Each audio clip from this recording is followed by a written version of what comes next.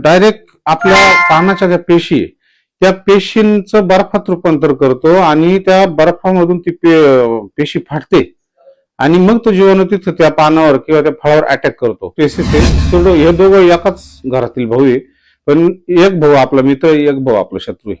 Pseudomonas fluorescence आणि Pseudomonas सिरेंजी या दोन. नमस्कार, मी दीपक ठुबे, खेडगाव, तालुका दिंडोरी, जिल्हा नाशिक.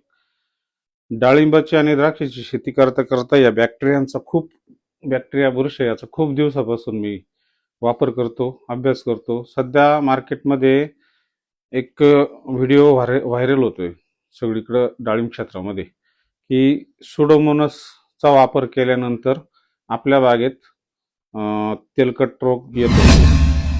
हा चुकीचा व्हिडिओ थोडासा व्हायरल झाला आहे, थोडे गैरसमज शेतकऱ्यांचे झाले, तर ते गैरसमज आपण आज या व्हिडिओ मार्फत दूर करणार आहे. बऱ्याचशा लोकांचे फोन आले, बरेचसे लोक कन्फ्यूज झाले की सुडोमोनस वापरावं की नाही. 100% वापरा.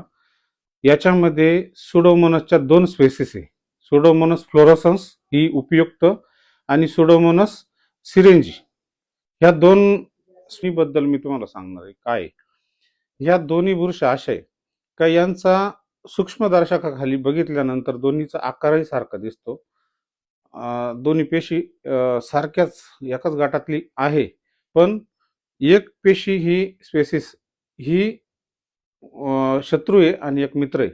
सुडोमोनस फ्लोरोसन्स आपण आपल्या द्राक्ष बाग म्हणा, भाजीपाला म्हणा, डाळिंब पिकामध्ये म्हणा, ही मित्र जीवाणू म्हणून याचा आपला वापर होतो. याचं काम काय? याचं काम असं आहे की कोणत्याही जीवाणूजन्य करपा असेल, कोणत्याही जीवाणूजन्य कोणताही करपा म्हणा आपण एक थोडक्यात, याला कंट्रोल करण्याचं काम ही सुडोमोनस ही स्पेसिस करते.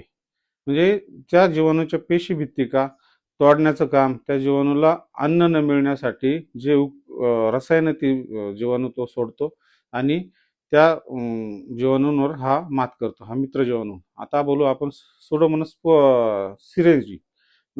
काय आहे ही सुडोमोनस सिरेंजी? हा दिसतो दंडगोलाकार सूक्ष्मदर्शकाखाली. हे बघा मित्रांनो, मी काही मायक्रोबायोलॉजिस्ट किंवा सायंटिस्ट नाही, मला जेवढा अभ्यास करता आला त्याच्यावर मी केला. सुडोमोनस सिरेंजी हा आपल्याला दिसतो दंडगोलाकार सूक्ष्मदर्शकाखाली आणि त्याचं काम काय आहे की तो डायरेक्ट आपल्या पानाच्या ज्या पेशी आहे त्या पेशींचं बर्फात रूपांतर करतो आणि त्या बर्फामधून ती पेशी फाटते आणि मग तो जीवाणू तिथं त्या पानावर किंवा त्या फळावर अटॅक करतो. याचे लक्षण काय? सेम तेलकट रोगासारखेच याचे लक्षण आहे की हा काय करतो, आपल्या डाळिंब पिकावर म्हणा, याच्या भाजीपाला पिकावर म्हणा, फळ पिकावर कोणत्याही अटॅक करतो आणि सेम पिवळट ठिपके त्याचे तयार होतात. याला बी आपल्याला कंट्रोल करता येतं. याला बी कंट्रोल म्हणजे 100% त्या माणसाने जे व्हिडिओमध्ये सांगितलेलं आहे ते सुडोमोनस बद्दलच सांगितलेलं, पण सुडोमोनस सिरेंजी याच्याबद्दल सांगितलं गेलं. आपल्याला ते लक्षात नाही आलं, तर फक्त सुडोमोनसनी तेलकट येतो. 100% सुडोमोनस सिरेंजीचा जर अटॅक झाला तर तेलकट सारखेच डाग तसे येतात. त्यालाही कंट्रोल करायला आपल्याकडं ऑइलगार्ड हे औषध एकदम बेस्ट काम करतंय आणि त्याचाही आपण अभ्यास करून आणि अभ्यासपूर्व माहिती तुमच्यापर्यंत पोहोचवतोय. या दोन्हींचा एक तक्ता आता मी टाकतोय, त्या तक्त्यामध्ये दोन्हींचं काम परफेक्ट काय आहे ते बनवून आणि मी लिहिलंय आणि तुमच्यापर्यंत टाकतोय. या दोन्हींचं काम. मला फोन करा काही अडचण वाटल्यास, काही प्रॉब्लेम. फक्त आता इथून पुढे घ्यायची काळजी काय आपल्याला, का आपल्या बागेमध्ये जर तसं काहीच आढळलं तर इथं आपल्याला घेताना सुडोमोनस फ्लोरोसन्स नावानेच बॅक्टेरिया घ्या आणि चांगल्या क्वालिटीच्या, चांगल्या कंपनीच्या, एकदम बेस्ट अशा घ्या. म्हणजे एकदम त्याला लायसन असलेल्या, कोणत्याही कंपनीनं भरलं आणि विकलं ना आणलं त्याला बिल नाही अशा बॅक्टेरिया घेऊ नका. घेताना बिलात घ्या, चांगल्या क्वालिटीच्या, चांगल्या कंपनीचे घ्या. आपण एखाद्या कंपनीचं नाव सजेस्ट करू बघून या कोणत्या कंपनीच्या बॅक्टेरिया आपण वापरल्या पाहिजे, चांगल्या क्वालिटी तिथं.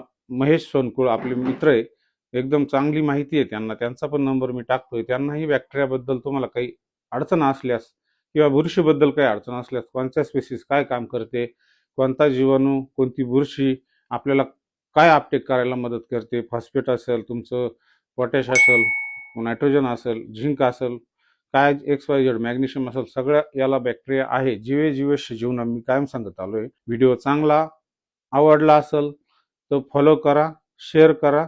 पुढचा व्हिडिओ कोणता पाहिजे, कोणती माहिती आपल्याला पाहिजे ती मी एखाद्या व्हिडिओमध्ये सांगाल.